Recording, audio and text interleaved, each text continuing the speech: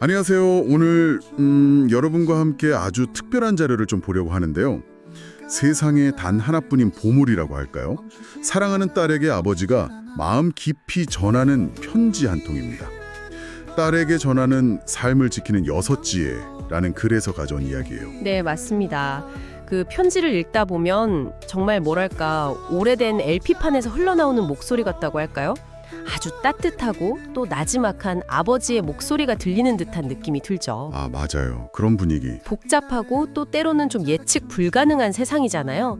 그 속에서 딸이 상처받지 않고 또 막 요란하지 않게 자신만의 단단한 성공을 이루길 바라는 그런 마음이 담겨 있어요. 어떻게 보면 굉장히 개인적인 당부인데 사실 우리 모두에게 해당될 수 있는 그런 지혜 같기도 하고요. 네, 보편적인 지혜죠. 그렇죠. 아버지가 이 지혜들을 수백 년 된 보물지도 나온 얘기가 아니고 그 발타자르 그라시안이라는 분 17세기 스페인 현자라고 하죠. 아, 네네. 그라시안. 현실적인 통찰로 유명했던 분이죠. 맞아요. 그분을 통찰해서 가져온 거라고 합니다. 그래서 오늘은 이 6개의 방패가 구체적으로 뭔지 그리고 이게 어떻게 우리 삶을 좀 더 현명하고 또 평온하게 만들 수 있을지 같이 한번 깊이 들여다보겠습니다. 이 아버지의 목소리가 청취자 여러분 마음에 어떤 울림을 줄지 저도 참 기대가 되네요. 그럼 첫 번째 방패 이야기부터 시작해 볼까요? 네, 좋아요. 아버지가 딸에게 가장 먼저 강조하는 게 바로 시간입니다. 근데 그냥 시간이 아니라 시간이라는 보석을 아껴 쓰라 이렇게 말해요. 보석이요? 네, 여기서 시간은 단순히 시계가 똑딱거리는 게 아니라 우리한테 주어진 뭐랄까 생명 그 자체라는 의미예요. 생명 그 자체. 네, 와닿네요, 그 표현이. 네. 근데 우리는 종종 이 귀한 보석, 그러니까 우리의 생명 에너지를 너무 자주 중요하지 않은 일에 낭비한다는 거죠. 맞아요. 남들 기대에 부응하려고 막 쓰기도 하고요.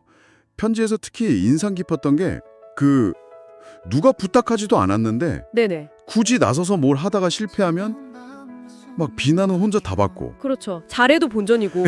네, 설령 성공하다 해도 뭐 제대로 인정받거나 진심으로 감사받기 어렵다는 그런 현실적인 조언이었어요. 그 비유가 참 가장 빛나는 보석을 길바닥에 던져버리는 셈이다. 와, 좀 날카롭더라고요. 정확합니다. 이게 단순히 시간을 효율적으로 관리해라 이런 차원을 좀 넘어서는 거예요. 당신의 능력, 재능, 에너지는 세상에서 가장 소중한 거니까 네. 헛된 인정 욕구나 아니면 거절 못하는 미안함 때문에 함부로 쓰지 말라는 거죠. 가장 잘 벼려진 칼은 진짜 지켜야 할 가치 아니면 간절히 이루고 싶은 꿈을 위해 아껴둬야 한다. 이런 뜻이죠.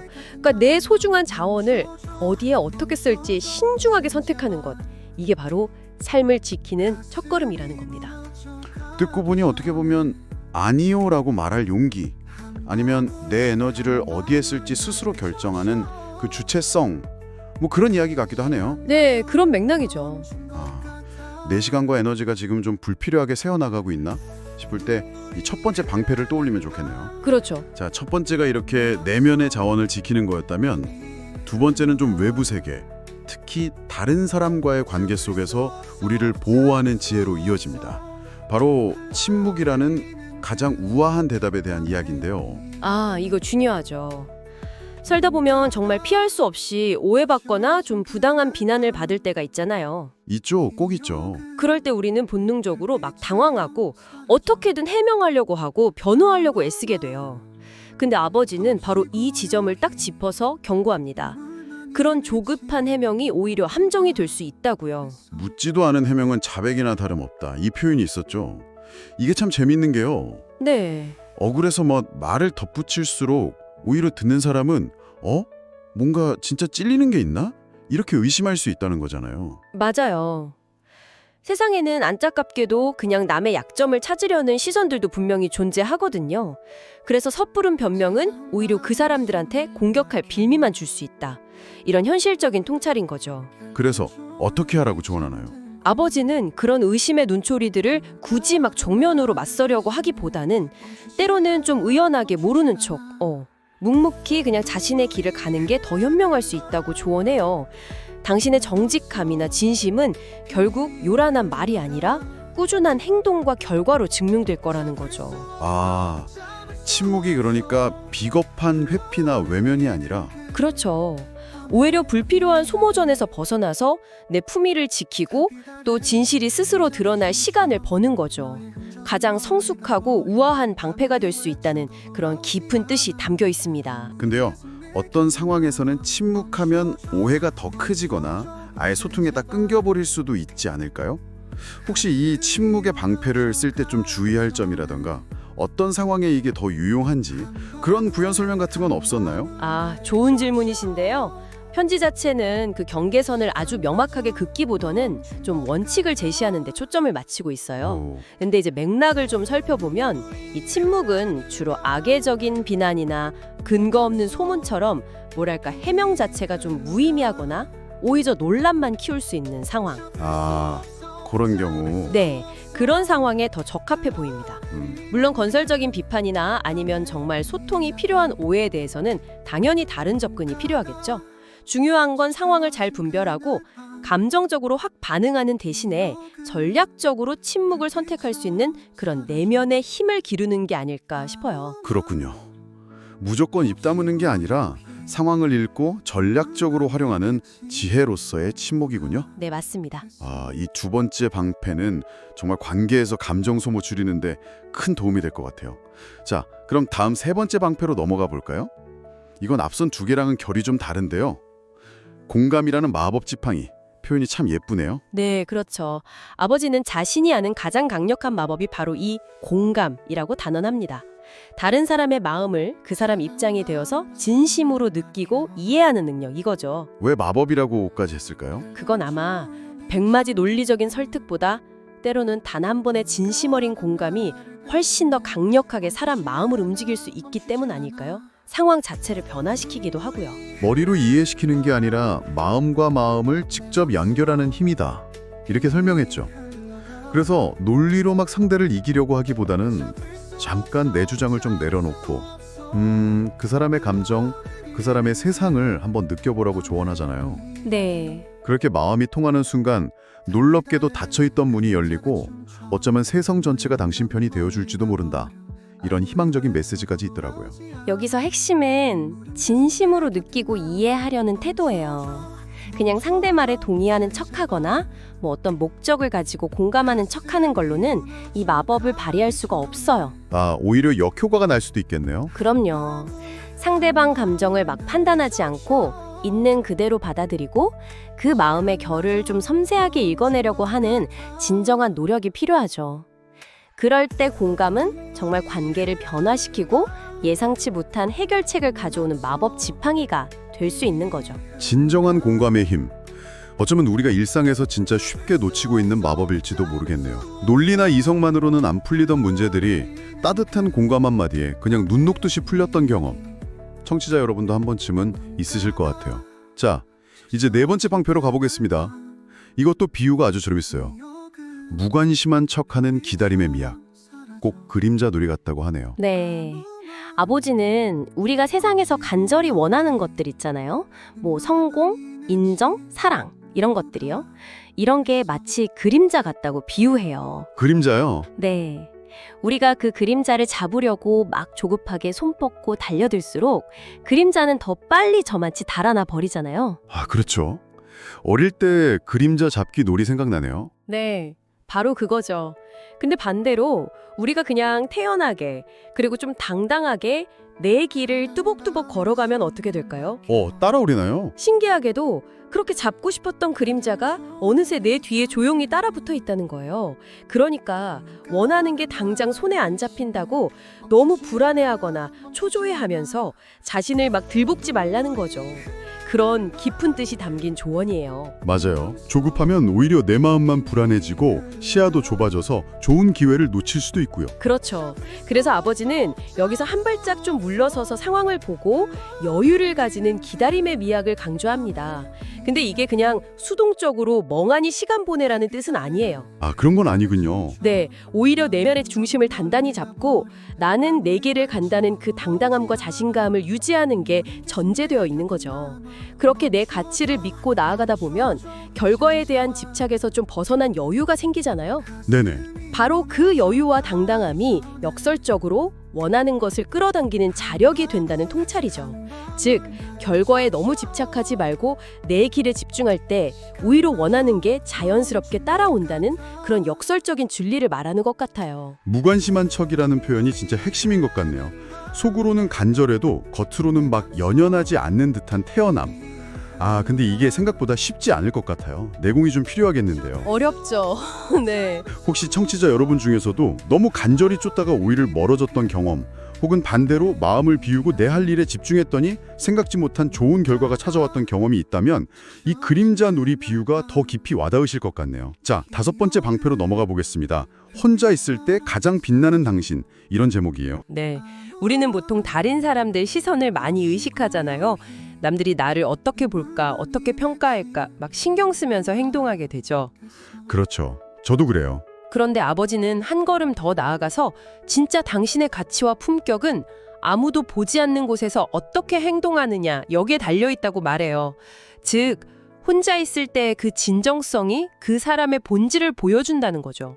예전에 어른들이 벽에도 귀가 있다 이런 말씀 종종 하셨잖아요. 이게 약간 감시당하는 느낌. 혼자 있을 때도 조심해라. 이런 경고처럼 들렸는데. 네, 좀 무섭게 들리기도 했죠. 맞아요. 근데 아버지는 이 말을 아주 따뜻하게 다시 해석해 주더라고요.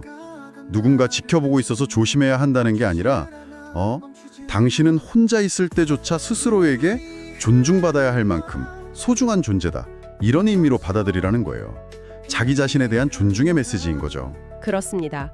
항상 누군가 나를 지켜보고 있다고 상상해보면 함부로 말하거나 행동하기 어렵잖아요. 그렇죠. 마찬가지로 아무도 보지 않는 순간에도 스스로에게 부끄럽지 않게 정직하고 품위 있게 행동하려고 노력할 때 그게 자연스럽게 내면화돼서 겉으로 드러나는 태도나 분위기, 즉 품격으로 나타난다는 거예요. 자기 존중감이 결국 외부로 드러나는 건강한 자존감의 기초가 된다. 이렇게도 볼 수 있겠네요. 이 조언은 내가 나를 어떻게 대하는지가 결국 다른 사람에게 비치는 내 모습에도 영향을 준다는 거군요. 자기 성찰의 중요성을 다시 한번 생각하게 하네요. 혼자 있는 시간에 나는 나 자신에게 얼마나 떳떳하고 존중하는 태도를 보이고 있을까? 이 질문에 스스로 답해보는 것만으로도 의미 있겠어요. 자, 이제 어느덧 마지막이네요. 6번째 방패에 도착했습니다. 그럴 수도 있지 라고 넘기는 넉넉함, 여기에 대한 이야기입니다. 네, 아버지는 인생이라는 긴 여정을 이미 걸은 사람으로서 딸에게 말하죠. 지금 당장은 막 세상이 무너질 것처럼 속상하고 힘든 일도 시간이 흘러서 나중에 돌이켜보면 정말 먼지처럼 사소하게 느껴질 때가 많다고요. 맞아요. 저도 그런 경험이 있어요. 그래서 사소한 문제나 좀 불쾌한 감정에 너무 예민하게 반응하면서 에너지를 쏟지 말라고 조언합니다. 때로는 정말 아무것도 아닌 일인데 막 발끈하거나 야단법석 떨면서 문제를 더 키우는 경우도 있잖아요. 있죠. 아버지는 그런 태도가 오히려 상황을 악화시키고 나쁜 소문만 부풀리고 심지어 불필요한 적다지 만들 수 있다고 경고해요. 그러면서 너는 그런 하찮은 일에 소중한 감정을 낭비하기에는 너무 아까운 존재다. 이렇게 다독여주죠. 이 말이 참 따뜻하게 들렸어요. 저도요. 위로가 되는 말이에요. 문제를 너무 서둘러 해결하려고 막 안간힘을 쓰다 보면 오히려 일을 그르치거나 더 큰 후회를 남길 수도 있잖아요. 그래서 아버지는 잠시 숨을 좀 고르고 그럴 수도 있지 하고 한 발짝 떨어져서 좀 넉넉하게 생각해보라고 권해요. 작은 파도에도 막 금방 뒤집힐 것 같은 조각배처럼 살지 말고. 네, 웬만한 파도는 너그럽게 품어내는 거대한 바다 같은 마음을 가져라. 이 비유가 아주 인상적이에요. 이게 뭐랄까, 감정적인 동요에 쉽게 휩쓸리지 않는 일종의 정신적 완충 능력, 아니면 회복 탄력성, 이걸 키우라는 조언으로 해석할 수 있겠어요. 그럴 수도 있지. 이 말이 참 쉬워 보이면서도 실제로 실천하려면 상당한 내면의 여유와 성숙함이 필요한 것 같아요. 그렇죠. 연습이 필요하죠. 오늘 하루 혹은 최근에 나를 속상하게 했던 일 중에서 6번째 방패를 써서 그럴 수도 있지 하고 툭 털어버릴 수 있는 게 뭘까 잠시 생각해보는 것도 좋겠네요. 자, 이렇게 6가지 지혜의 방패를 모두 살펴봤습니다. 네, 아버지는 편지를 마무리하면서 이 6개의 방패들이 결코 남을 이기거나 속이고 상처 주려고 만든 날카로운 칼이 아니라는 점을 다시 한번 강조해요. 그게 중요하죠. 오히려 탐욕이나 오해, 시기심 같은 게 넘실대는 세상 속에서 불필요한 적을 만들지 않고 자기 자신과 또 소중한 사람들의 평온한 일상을 지켜내기 위한 지혜의 방패라는 거죠. 우리가 완벽한 존재가 아니라서 때로는 실수하고 또 흔들리잖아요. 그래서 오히려 이런 현실적인 지혜들이 우리를 더 단단하게 붙잡아 줄 거다. 이런 아버지의 믿음이 느껴지는 것 같아요. 맞아요. 세상이 아무리 우리를 흔들고 평가하려고 해도 결국 가장 중요한 건 각자의 중심을 지키면서 나답게 살아가는 것. 그렇게 가장 조용하지만 가장 강하게 스스로 빛나는 존재가 되어라. 이런 영원의 메시지가 참 깊은 여운을 남기네요. 그리고 편지의 정말 마지막은 딸이라는 존재 자체가 이미 아버지에게는 세상 그 무엇과 바꿀 수 없는 가장 큰 성공이고 기쁨이다.